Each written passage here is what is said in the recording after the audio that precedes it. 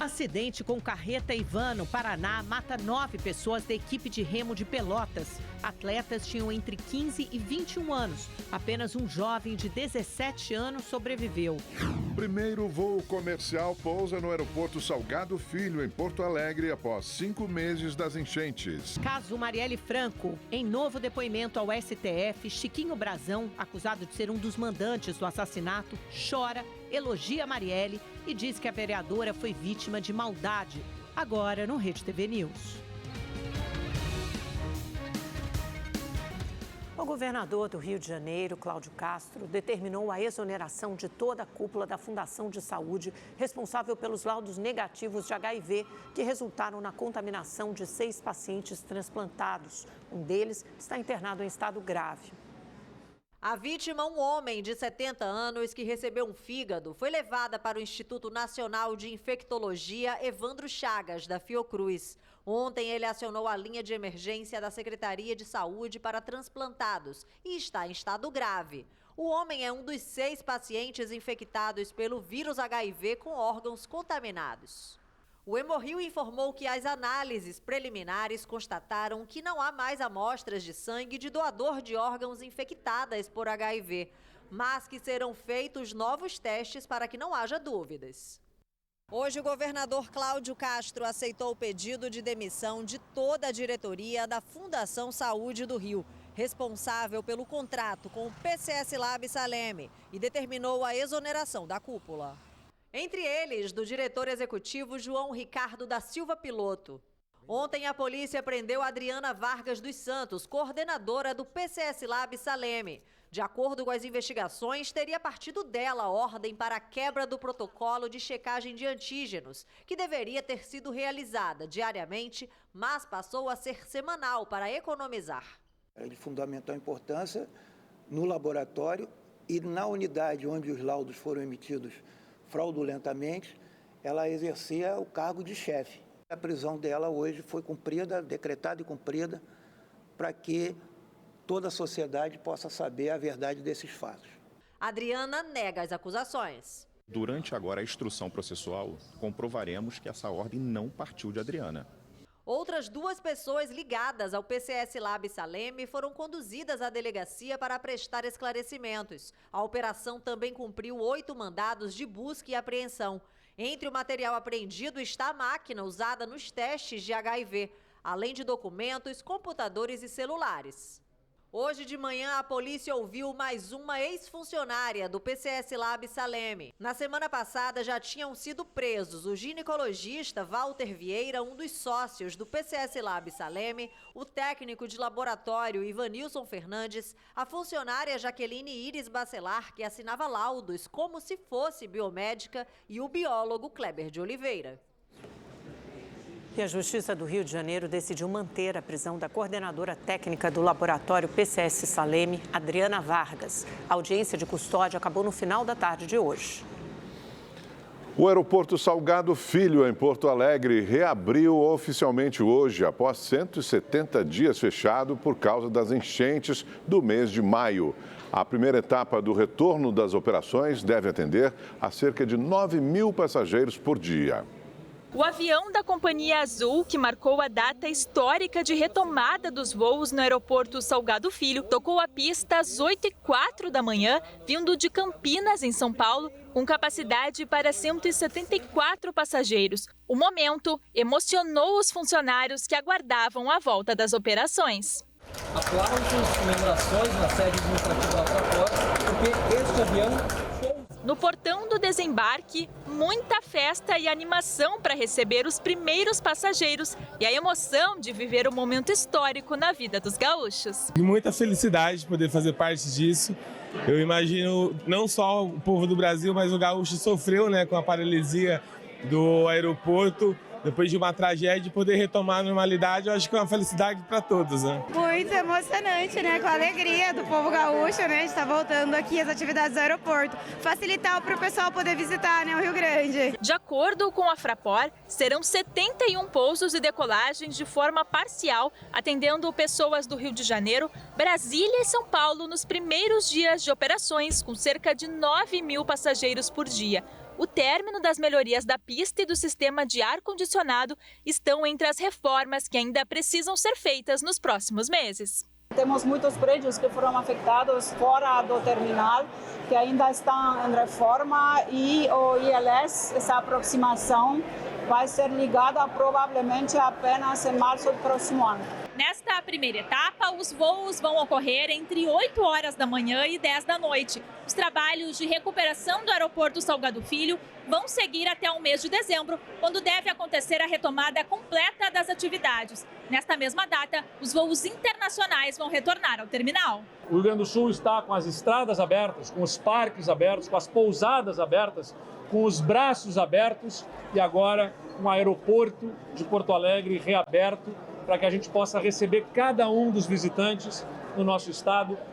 Final de ano, Natal Luz, momento importante do calendário do Rio Grande do Sul, de eventos. Durante a pior tragédia climática do Rio Grande do Sul, 75% da pista do Salgado Filho ficou submersa por 23 dias, causando um prejuízo bilionário para o estado. Para a recuperação de toda a estrutura atingida, o governo federal liberou crédito de 426 milhões de reais.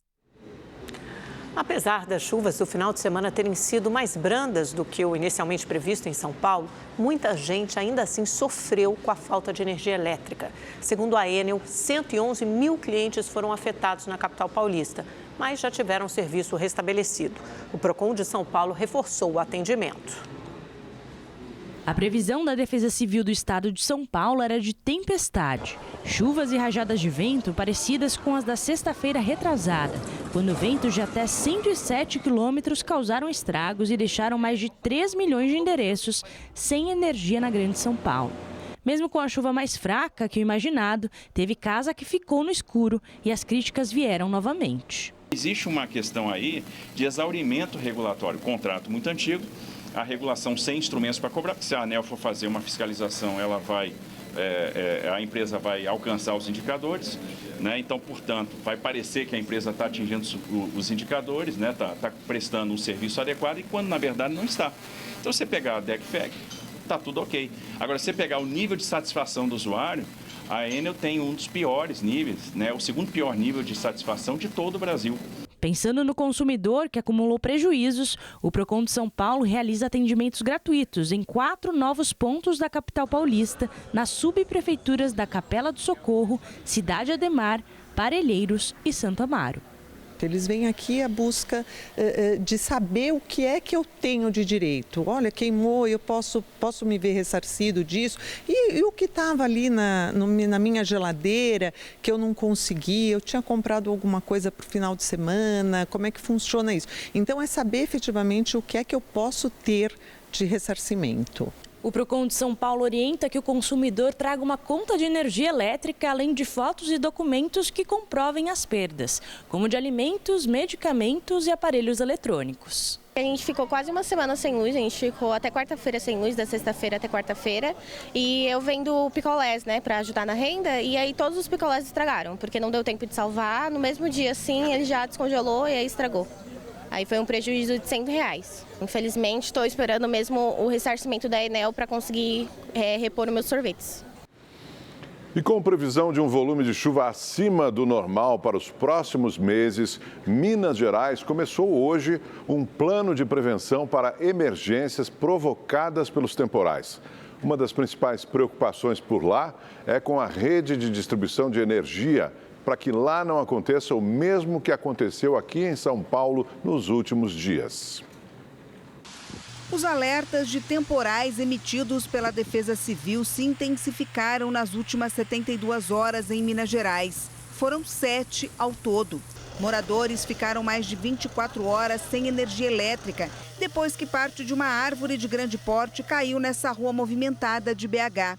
Um carro e um caminhão foram atingidos e um poste foi derrubado. Escutei o barulho como se fosse uma ventania, mas já era o galho caindo. A árvore já derrubando os fios, rompendo a fiação, e aí a fiação começando a dar choque e as pessoas gritando que estavam ali, né? O motorista do caminhão que estava embaixo e a moça que estava no carro também. Em Belo Horizonte já choveu o dobro do volume esperado para todo o mês de outubro.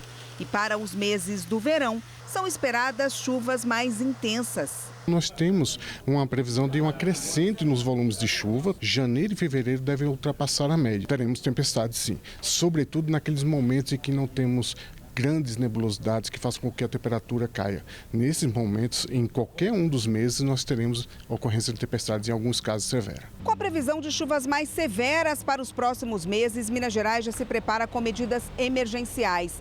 Em Belo Horizonte, o enterramento de cabos e fios é um dos desafios. Atualmente, apenas 520 quilômetros, ou cerca de 7% da rede elétrica, é subterrânea. É um projeto extremamente desafiador. O padrão que nós temos hoje de rede aérea, e esse é um padrão internacional, traz um resultado, um desempenho do sistema elétrico que é muito adequado aos dias atuais. Elas têm uma capacidade muito boa, um desempenho muito adequado. Nesta sala de monitoramento, uma equipe de meteorologistas acompanha em tempo real as condições climáticas dos municípios em todas as regiões do estado de Minas.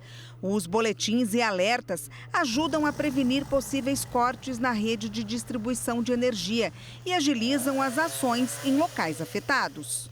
Podas de árvores, limpezas de faixas de linhas nas áreas rurais, manutenção. A gente está preparado para que essas interrupções, caso ocorram, a gente consiga restabelecer os clientes no menor tempo possível. E agora vamos saber como fica o tempo em todo o Brasil com o nosso Igor Silveira. Igor, a gente se preparou para a maior tempestade no final de semana, rajadas de vento fortíssimas e nada disso se confirmou. Por quê? Vamos lá. Boa noite, Amanda. Boa noite, Augusto. Boa noite para você que está em casa. Pois é, vou tentar explicar mais ou menos o que aconteceu para essa chuva tão esperada não ter vindo. Olha só, uma brisa marítima que veio do alto mar, ela simplesmente derrubou as temperaturas. E como não teve o encontro entre calor e umidade, as nuvens fortes carregadas não se formaram, o que acabou sendo uma boa notícia para muita gente. Agora, durante a semana, o tempo vai ser quente, abafado e tem previsão de chuva ainda em pontos isolados. Aqui na capital paulista, a máxima amanhã pode chegar na casa dos 28 graus. Na quarta-feira, 27, quinta-feira, 29 de máxima e na sexta-feira, 27, com previsão de chuva forte em várias regiões.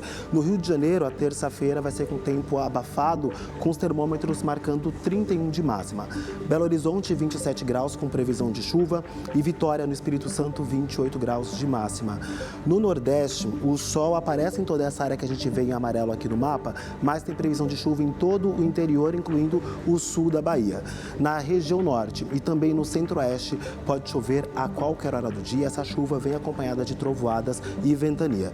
Só que as temperaturas continuam altas em grande parte do país, como a gente observa aqui no mapa. Máximas chegando na casa dos 35 graus amanhã em Manaus. Cuiabá, 37 de máxima. Agora no sul do país, 31 de máxima amanhã, chove em pontos isolados de Porto Alegre. Agora na quarta-feira, um ciclone extratropical se forma e pode mudar toda a temperatura e pode trazer chuva em todo o centro-sul do país. Amanhã eu volto com mais detalhes sobre essa previsão, viu? Amanda, Augusto. Perfeito. Obrigado, Igor. Até amanhã. O Supremo Tribunal Federal começou a ouvir hoje o depoimento dos 5 réus acusados de participação nos assassinatos da vereadora Marielle Franco e do motorista Anderson Gomes em 2018. O primeiro a ser ouvido foi o deputado Chiquinho Brazão, que seria um dos mandantes do crime. O repórter Igor Damasceno está ao vivo em Brasília, tem as informações. O que disse Chiquinho Brazão? Igor, boa noite para você.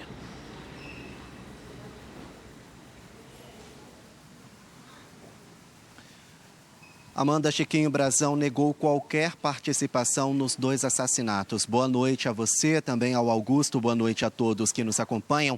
Essa audiência aconteceu por videoconferência e acabou há cerca de 30 minutos. Hoje, só Chiquinho Brazão foi ouvido. A internet estava um tanto instável, ele não conseguiu responder a todos os questionamentos e, por isso, ele deve voltar a prestar depoimento amanhã.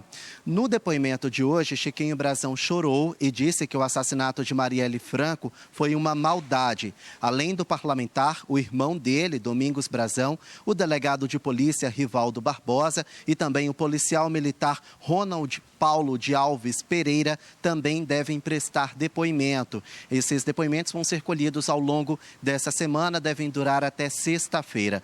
O caso é conduzido pelo gabinete do ministro Alexandre de Moraes, que é o relator desta ação penal lá na Suprema Corte. De acordo com o inquérito da Polícia Federal, os irmãos Brazão mandaram matar Marielle Franco por rivalidade política. Rivaldo Barbosa, à época o delegado que estava à frente do caso, sabia do esquema criminoso e teria atrapalhado as investigações. O relatório se baseia numa delação premiada que foi firmada com o autor dos disparos, Rony Lessa. A recompensa pelo crime seria uma quantia de 10 milhões de dólares. Durante o depoimento de hoje, Chiquinho Brazão, que está preso desde março num presídio de Mato Grosso do Sul, disse que não conhecia Rony Lessa até então, que tudo não passa de uma emboscada armada por rivais políticos e que ele até trocava brincadeiras com Marielle Franco na Câmara de Vereadores. Vamos ouvir. Nunca tivemos, pelo contrário, a Marielle me procurava sempre, né, a vereadora Marielle, e a gente batia muito papo, inclusive até o assessor, eu estive assistindo, falou da balinha, do chiclete, no caso e tal. Eu até brincava com ela, falava, ó, quero ver quando você vai devolver a caixa deles. E a nossa relação era muito boa.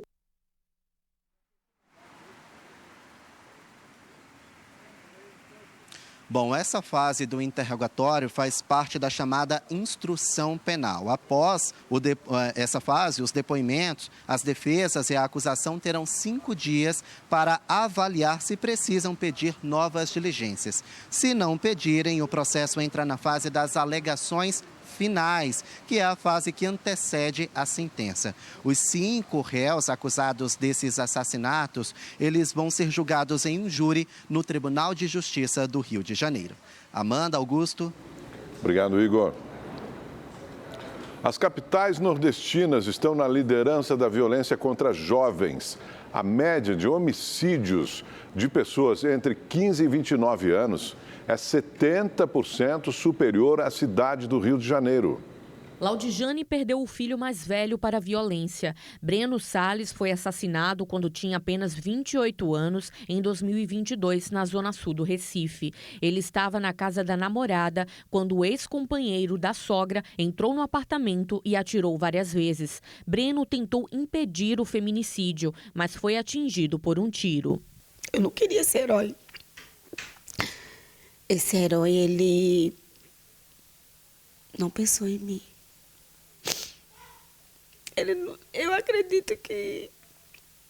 Desculpa. Eu acredito que ele veio lembrar de mim dentro do elevador. Eu queria minha mãe aqui. Sabe? E o que me revolta é que ninguém me ligou. Assim como Laudijane, Joelma também viu seu filho entrar para a trágica estatística de jovens que perdem a vida para a violência. Mário de Andrade tinha 14 anos quando foi morto por um policial numa comunidade do Recife em 2016. Ele deu 2 coronhadas em Marinho. A primeira coronhada ele deu em Mário, mandou o Mário ficou ajoelhado na pista. E o amigo dele sentado, aí ele mandou o amigo dele embora. E quando o Mário também ia se levantar para vir, ele não deixou o Mário. Aí deu outra coronhada. Quando ele voltou, ele botou a cabeça no colo do amigo dele e disse assim, vê se tá sangrando. Aí o amiguinho dele disse, tá não, Mário, não tá sangrando não. E aí ele deu o primeiro tiro em Mário e o amigo dele correu. Aí ele deu o segundo em Mário. Todas as 9 capitais do Nordeste estão entre as mais violentas para a juventude do país. A cada 100 mil habitantes, a média é de 165 homicídios de jovens entre 15 e 29 anos. Em primeiro lugar está Salvador, seguida de Recife.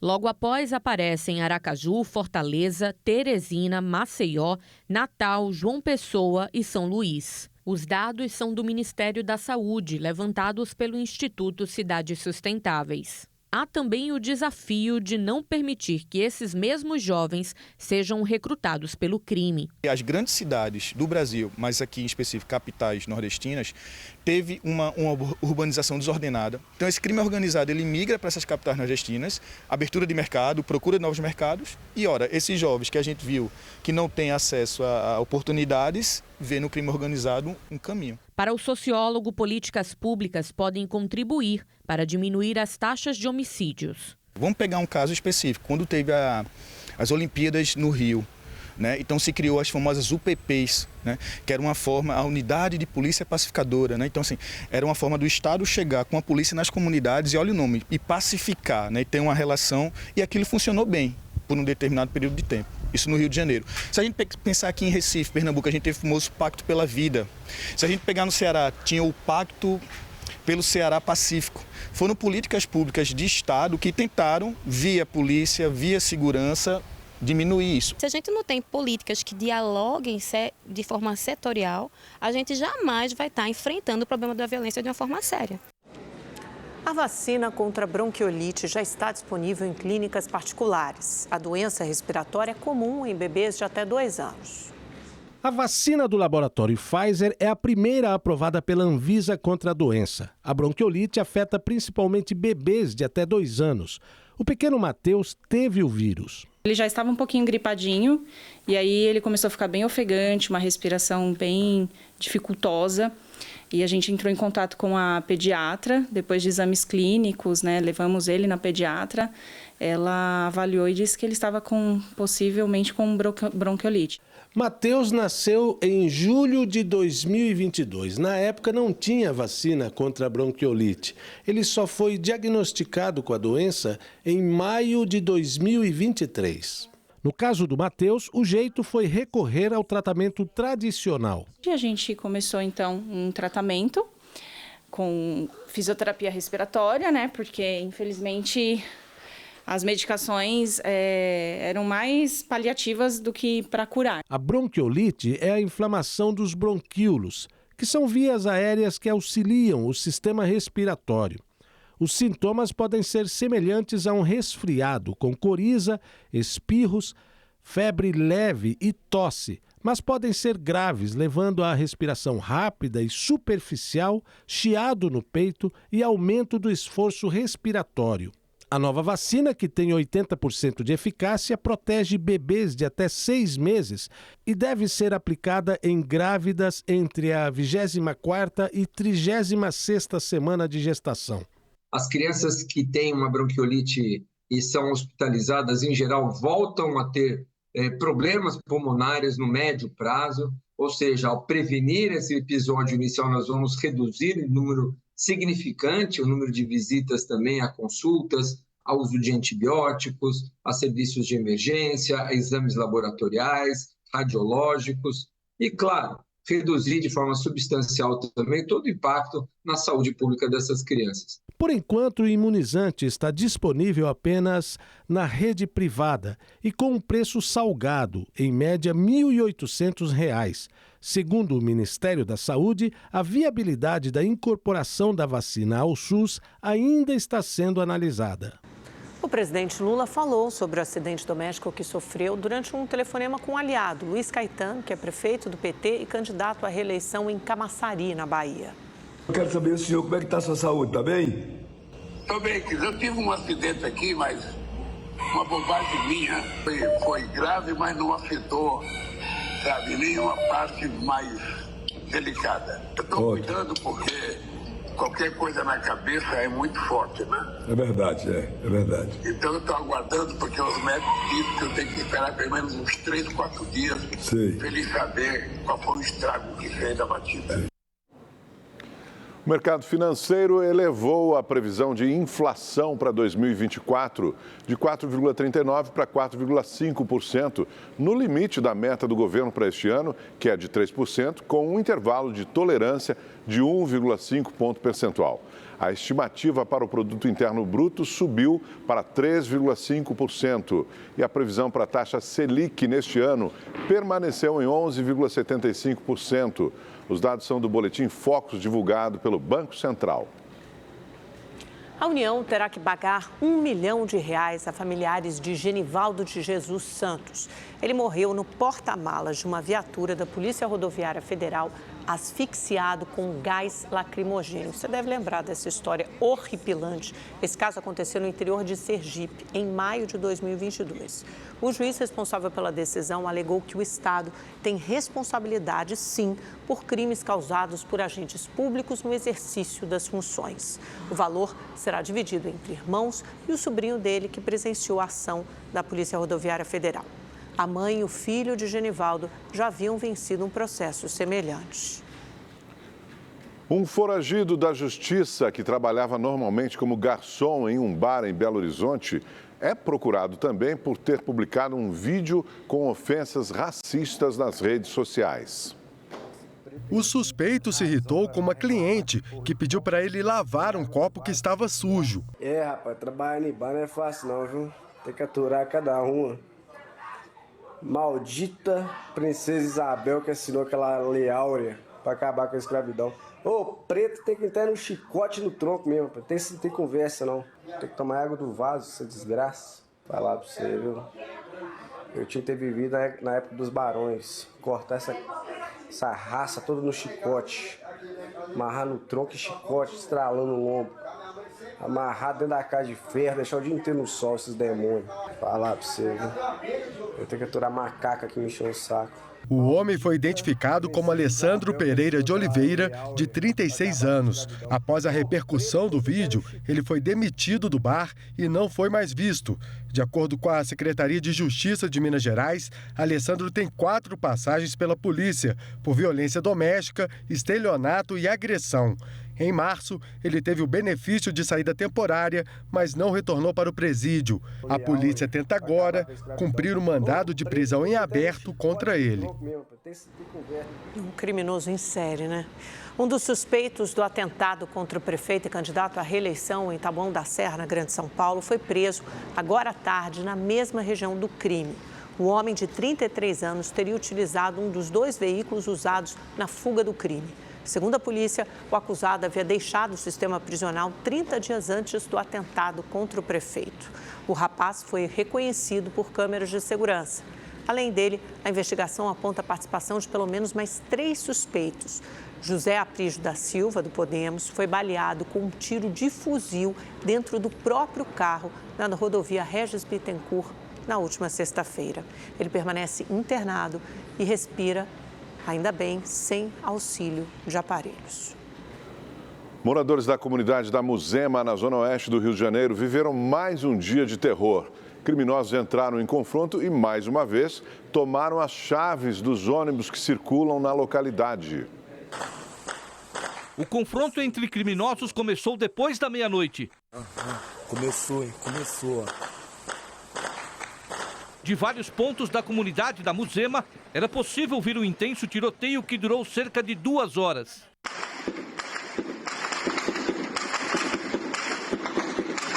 Segundo a polícia, a região tem sido alvo de disputa entre milicianos e traficantes.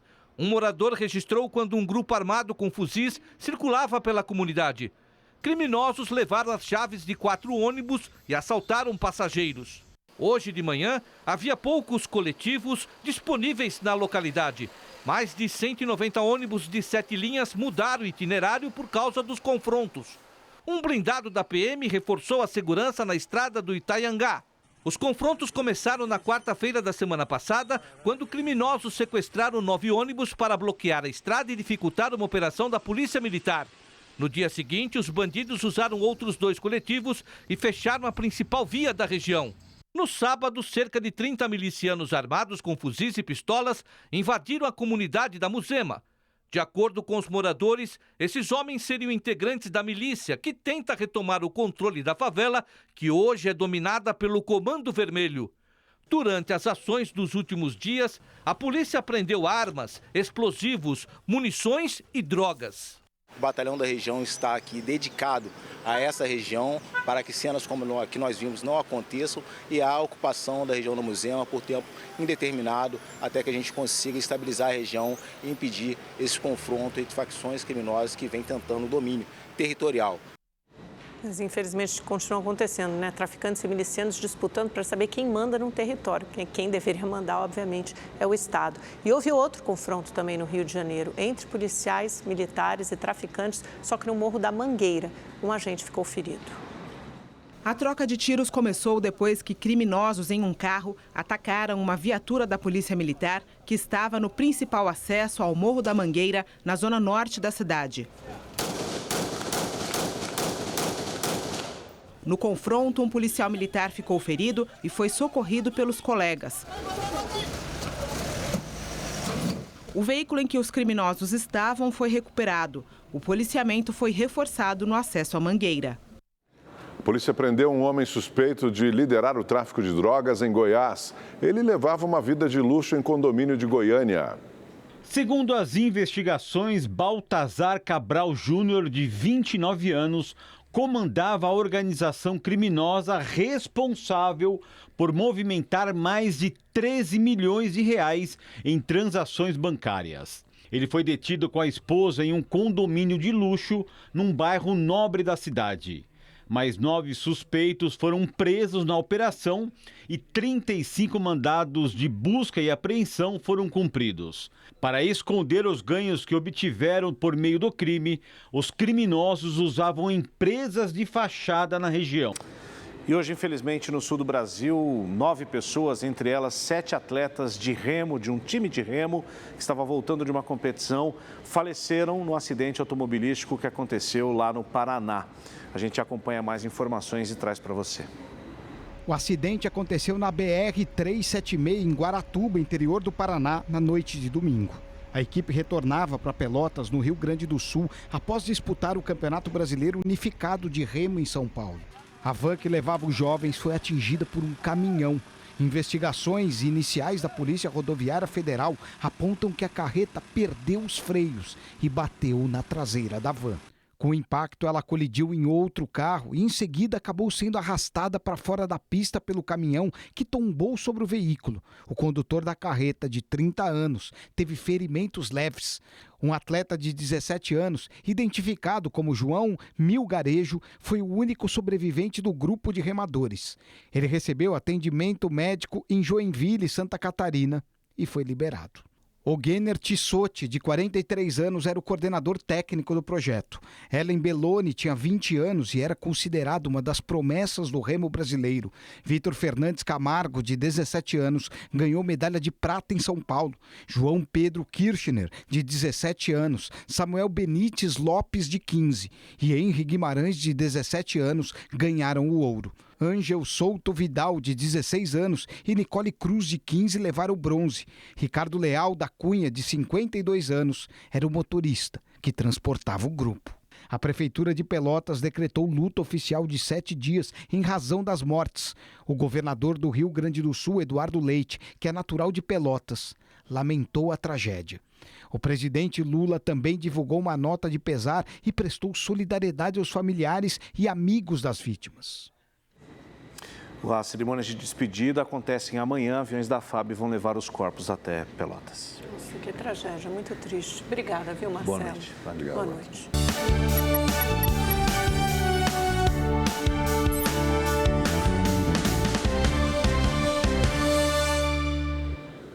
Veja as agendas dos candidatos à Prefeitura de São Paulo com a repórter Estela Freitas. Boa noite para você, Estela.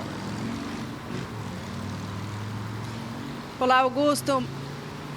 Oi, Augusto, uma boa noite a você, boa noite a todos. O atual prefeito e candidato à reeleição pelo MDB, Ricardo Nunes, cumpre agenda agora à noite ao lado do governador Tarcísio de Freitas, do Republicanos, um apoio importante para a campanha de Nunes. O evento na zona norte de São Paulo reúne militantes e apoiadores do candidato. Mais cedo, Nunes se reuniu com lideranças femininas no edifício Joelma, no centro da capital paulista. Lá ele falou sobre projetos para a área da saúde e sobre a importância de ampliar o atendimento voltado às mulheres. Os centros de exame da mulher, a gente fez o primeiro em Itaquera, tem sido um sucesso tão grande. Eu fui lá visitar, quer dizer, o quanto aquilo está ajudando, porque faz os exames preventivos e em um único local você faz todos os exames, então você não precisa ter a mulher indo para vários pontos, para vários laboratórios, ela faz tudo num único local. Eu vou ter um centro de exame da mulher em cada uma das regiões da cidade de São Paulo, que vai ser feito inclusive junto com o nosso Paulistão da Saúde. Isso é fundamental, trabalhar nos exames preventivos da mulher, né, é algo que a gente começou e vamos continuar desenvolvendo, que vai melhorar bastante a questão da saúde da mulher. Já o candidato Guilherme Boulos, do PSOL, fez um pronunciamento à imprensa pela manhã no viaduto do Chá, em frente à prefeitura. Ele leu uma carta ao povo de São Paulo e disse que, se vencer essa eleição, vai fazer um governo voltado ao diálogo. Para ganhar mais votos, anunciou que vai rodar a cidade de São Paulo nessa reta final para o segundo turno, inclusive que vai dormir na casa de eleitores, no que ele chamou de caravana da virada. Vamos ouvir. Vou rodar essa cidade em cada região, conversando com as pessoas de cada área, que trabalham com o que for. Pessoas que, inclusive, várias delas já toparam me receber nas suas casas. Vou dormir na casa dessas pessoas, vou dialogar com essas pessoas. O segundo turno das eleições municipais está chegando e no próximo domingo, dia 27 de outubro, mais de 33 milhões de eleitores voltam às urnas para escolher prefeitos e vices de 51 cidades. 97.392 sessões eleitorais já estão preparadas para receber 33.996.477 eleitores em todos os municípios que terão segundo turno. Em cada sessão é instalada uma urna eletrônica, mas a Justiça Eleitoral reserva um número extra de urnas de contingência. Ao todo, são 102 candidatos e candidatas disputando a prefeitura, 87 homens e 15 mulheres. No caso dos vices, a diferença entre os gêneros é menor. São 60 homens e 42 mulheres. Dos 51 municípios, 15 são capitais: Aracaju, Natal, Fortaleza, João Pessoa, São Paulo, Belo Horizonte, Curitiba, Porto Alegre, Manaus, Belém, Palmas, Porto Velho, Goiânia, Campo Grande e Cuiabá. A capital paulista representa o maior colégio eleitoral, com 9.322.444 eleitores. Por aqui serão usadas 26.553 urnas eletrônicas para a votação nesse segundo turno. No estado, serão selecionadas 20 urnas em 18 cidades para os testes de integridade e autenticidade que comprovam a segurança dos equipamentos. No estado de São Paulo são 18 cidades, então são cerca de 50 mil urnas que serão utilizadas. Essas urnas estão em preparação nos cartórios eleitorais, estão dando carga nessas urnas, colocando agora a tabela dos candidatos desses municípios. E teremos também o teste que nós fazemos, que é o teste de integridade, é uma auditoria para comprovar que o eleitor, o voto dado pelo eleitor é aquele que vai ser contabilizado pela urna eletrônica. E para ajudar a conduzir o processo de votação na segunda etapa do pleito municipal, segundo o TSE, cerca de 358 mil mesários foram convocados. Desse total, 68% são voluntários. Assim como no primeiro turno, a votação terá um horário unificado, das 8 da manhã às 5 da tarde, pelo horário de Brasília. Por isso, os eleitores de cidades que têm fusos diferentes da capital federal devem ficar atentos ao relógio no dia do voto. O horário de votação em Campo Grande, em Mato Grosso do Sul, Cuiabá, em Mato Grosso, Manaus, no Amazonas e em Porto Velho, Rondônia, será das 7 da manhã às 4 da tarde, 1 hora antes do horário de Brasília. E neste domingo você acompanha a cobertura especial da eleição 2024 aqui na Rede TV, com boletins por todo o Brasil durante o dia, trazendo toda a movimentação das urnas. E um programa especial às 6 da tarde, durante a apuração dos votos, com toda a análise dos escolhidos pelos eleitores de todo o país. A Justiça do Reino Unido começou o julgamento de uma ação coletiva contra a mineradora BHP Billiton pelo rompimento da barragem de Fundão, em Mariana, no ano de 2015. O processo busca a reparação para milhares de brasileiros afetados pela onda de rejeitos de minério que provocaram mortes, destruição e devastação ambiental. A ação coletiva é uma das maiores da história. 620 mil pessoas, 46 municípios e 1.500 empresas brasileiras pedem uma indenização de aproximadamente 230 bilhões de reais. Os advogados das vítimas do desastre conseguiram abrir o processo na Inglaterra porque a sede da BHP Billiton ficava no Reino Unido na época do desastre. Junto com a Vale, a BHP controlava a mineradora Samarco, que operava a barragem de Fundão. O julgamento pode estabelecer um precedente global para responsabilizar grandes corporações por danos ambientais causados em outros países. A previsão é de mais de 4 meses de audiências. Os depoimentos, apresentações de evidências e testemunhos de especialistas vão até o dia 5 de março do ano que vem. Para julgar o caso, a Corte de Londres vai levar em consideração a legislação ambiental e civil brasileira. Nesta primeira semana, estão previstas as declarações iniciais da acusação e da defesa. No dia 5 de novembro, o rompimento da barragem de Fundão completará 9 anos. 19 pessoas morreram e centenas de famílias ficaram desabrigadas no distrito de Bento Rodrigues e em outras localidades. A lama de rejeitos de mineração devastou o meio ambiente, atingiu a bacia do Rio Doce e o mar no litoral do Espírito Santo. Nós estamos aqui, então, acompanhando durante essa semana todo o julgamento e realizando diversas atividades com os atingidos e que haja justiça para todos os atingidos e atingidas da bacia do Rio Doce e do litoral do Espírito Santo. Em nota, a mineradora BHP afirmou que a ação aberta no Reino Unido duplica e prejudica os esforços já em andamento no Brasil. Nos próximos dias, um novo acordo de reparação com indenização total de cerca de 170 bilhões de reais deve ser apresentado.